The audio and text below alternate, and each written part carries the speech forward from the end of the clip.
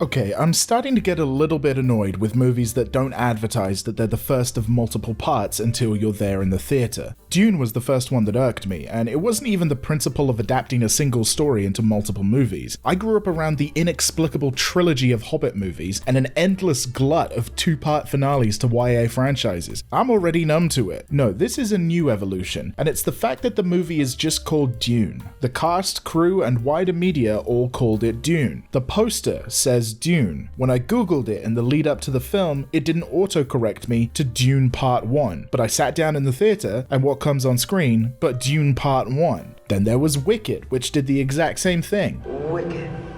Wicked. Wicked. Wicked. Pout.